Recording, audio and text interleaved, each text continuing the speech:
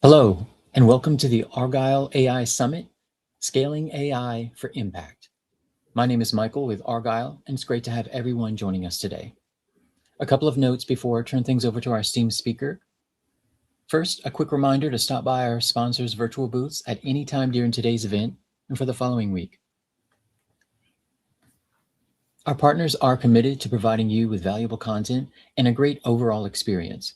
At any time during today's event, you can visit their virtual booths from the main agenda page, which include complimentary materials and information. Now, to ask questions throughout the session, simply type into the Q&A chat, and we will address your questions at the end of the session. And now, without further delay, I'd like to introduce our speaker, Lindsay Williams, Associate General Counsel with Labella Associates. We're excited to have Lindsay with us for a keynote presentation titled The Legal Blueprint for Scaling AI in a World of Instant Risk. Lindsay, thank you so much for being here with us today. Welcome, and over to you. Thank you, Michael, for the introduction. Good afternoon, everybody. As Michael said, I'm Lindsay Williams, Associate General Counsel with the Labella Associates. So we're standing at a unique crossroads in corporate history. For the last 2 years, we've been in a season of AI experimentation, but as we gather here in April of 2026, that season has ended, and the race has really shifted from experimentation to execution. In my new role as Associate General Counsel at Labella, I've seen that the organizations winning today aren't just those with the fastest AI models, but those with the strongest foundations. Today, we'll discuss the legal first blueprint for scaling AI.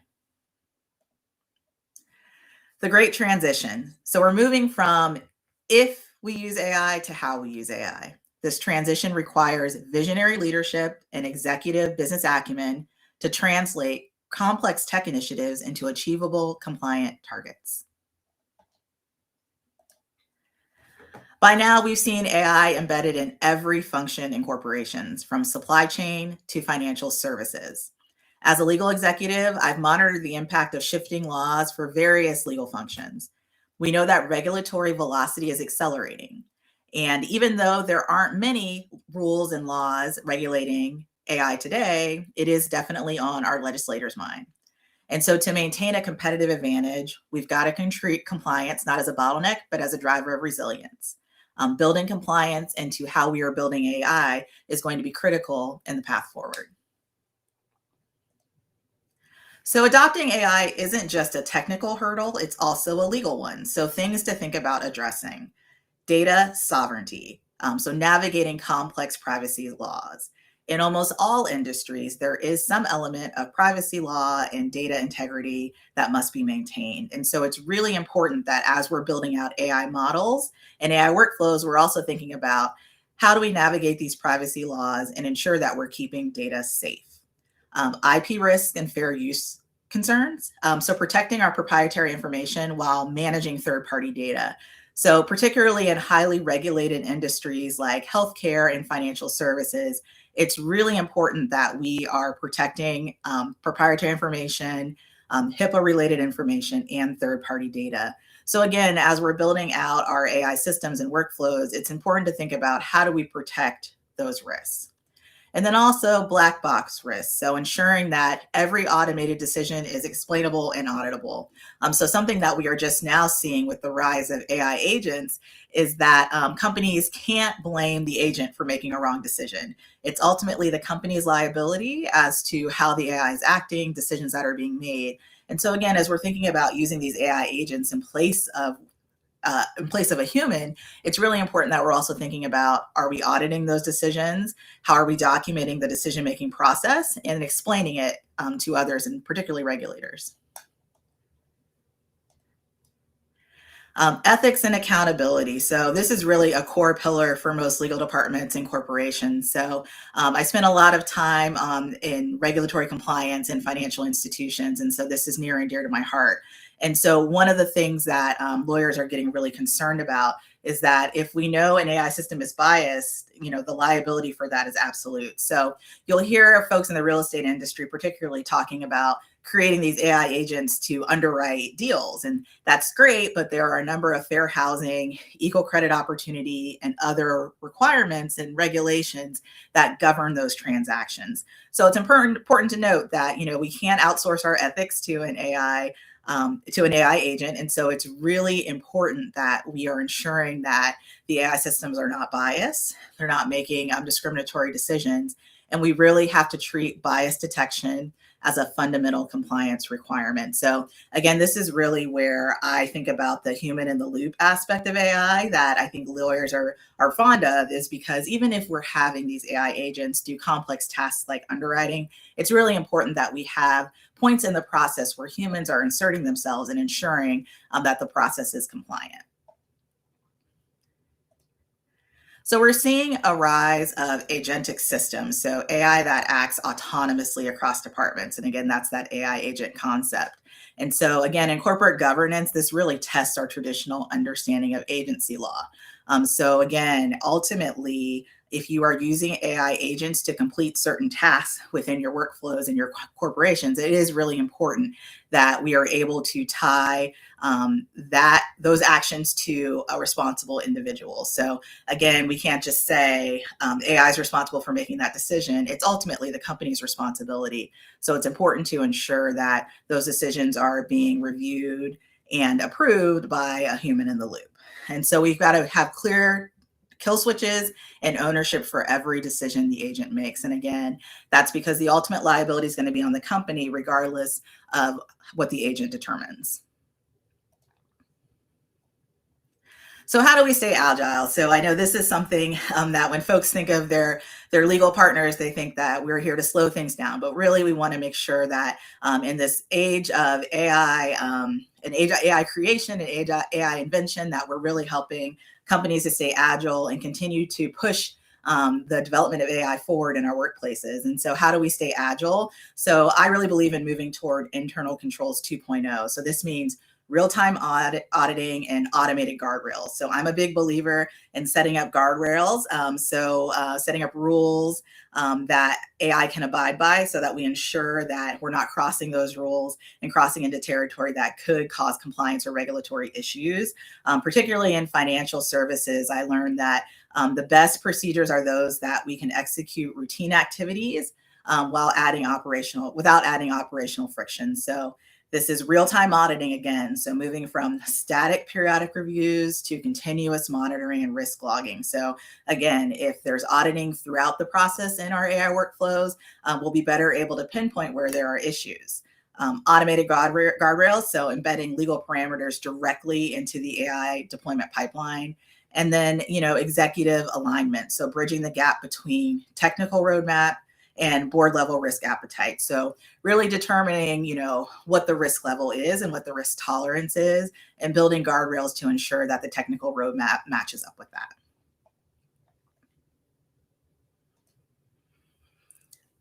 Unified architecture. So a unified data architecture is the backbone of AI maturity. So it ensures that data flows seamlessly across departments while maintaining strict sovereign boundaries. So scaling responsibly starts with this data readiness. So scaling AI, it starts with robust data readiness. So unified architecture, seamless flow, and maintaining sovereign data boundaries. So this is a quote from me. So I've always believed that in the race to scale, trust is the ultimate performance metric. So if your stakeholders don't trust the output, the speed of the input does not matter. So this is something that I've just suggested to companies that I've worked for and advised, is that we're all in such a race to scale AI and scale our workflows in and input it in some way. But it really, especially for the legal and compliance and governance concerns, it really behooves us to make sure that we can trust the output. So speed is great, but really being able to trust the output is even better. And so it's something that we should keep in mind when we're continuing to build these systems. So technology, it's only half the battle. We must empower the human element. And again, when I speak about human in the loop, I really think for compliance and regulatory concerns, that really aids in helping to ensure there's no additional risk and liability associated with AI workflows, AI agents, and embedding AI into our everyday processes in corporations. And so this involves extensive training. So again, we provide today at most companies, the first thing you do your first week on the job is sit in trainings all week.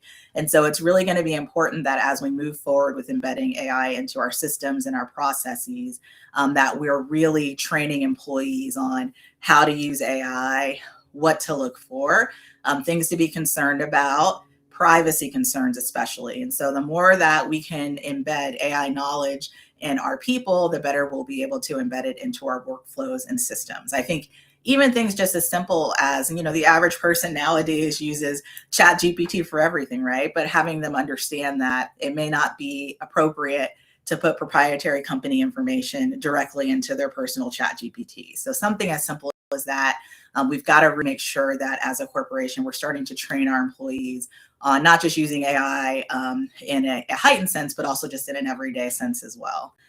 So I really see a world where in the future, AI training for employees is going to be just like truth in lending and financial institutions. It'll be second nature. So this really ensures that every employee understands the ethical use of intelligent systems. So AI maturity is not just about code; it's about culture. So it's a collaboration between our systems and our humans and our companies. And so the more that we can get to that empowering the human element, the better. So cross-functional literacy expectation, ethical use cases, and then inclusive risk assessment squads. So the resilient advantage. So when you get this right, the results are measurable.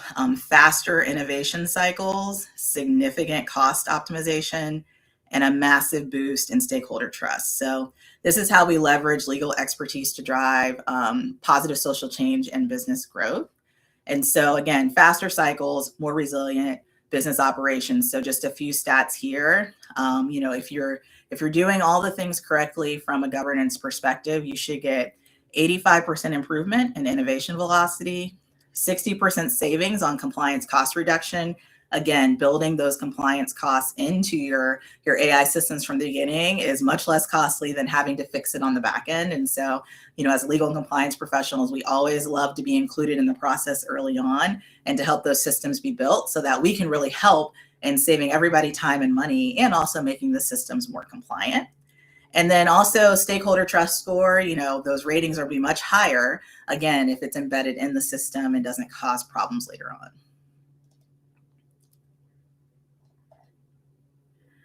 So in a race to scale, remember, the fastest organizations are those with the best brakes. So they move at full speed because they know they can stop, pivot, and prove their integrity at any moment. And so I'd welcome any questions that you all might have related to AI governance. Thank you, Lindsay. So appreciate a wonderful keynote. And as a reminder, audience members can still enter questions. We're now going to review some of the questions that came through. All right, so I've got one. Let me insert it in here for you. Okay, so our first question, as organizations move AI projects from pilot to production, what are the most common legal risks that tend to get overlooked early on? I think the data privacy element is a big one, and that's one that has the most liability for companies, right? So we all are in such a hurry to figure out, okay, how do we use AI to make our processes more efficient? How do we use AI to make our processes easier? How do we use our AI to cut down on the number of people who have to touch a certain task? And so it's really important, though, to think about what data is being used in this AI process that you're creating, and how is that affected by regulatory concerns? Are there notice provisions that need to be provided to customers to use this item? Should you be notifying your customer at all that their data is going to be used for AI? So there's all these concerns to think about. And I think that's really a threshold determination that most people forget, but it's really important to talk about early on. Thank you. Our next question, for companies that don't have large in-house legal teams, what are the first steps they should take to build a solid legal foundation for AI initiatives? Yeah, and so I think getting involved early is really helpful here. And I think that even with a small legal team, and I admit I've only been on small legal teams in the last couple of years, and AI has been extremely helpful for me in managing my workload. So I think it is something that legal teams should really adopt early on. But getting involved early and understanding what the project is trying to accomplish, I think is very easy, because I think setting up guardrails to me is always easier for in-house teams than having to go back and fix a system after it's already been built. So getting involved early and being involved in the creation of the AI project and system will help in a long way and avoid possible issues down the road. Thank you. Our next question is, how should organizations think about managing third-party risk when they're relying heavily on external AI vendors and platforms? Yeah, so this is a really important one, and it's something that I think a lot of folks run into, especially as you're adopting new vendors. And really, I think it starts with your contract with your vendor. I think as a legal department, it's really important to make sure that your contract covers things like privacy, things like copyright, things like confidentiality. I think particularly if you are in a highly regulated industry like healthcare, you want to ensure that your third-party vendor is going to be following all of the regulations that you would need to follow. So I think it starts with what's in your contract with that vendor, and then asking the questions before you even sign the contract as to how they manage their data, and make sure that you're comfortable that they are following all the regulations that if you were doing the process yourself, you would be doing as well. Thank you.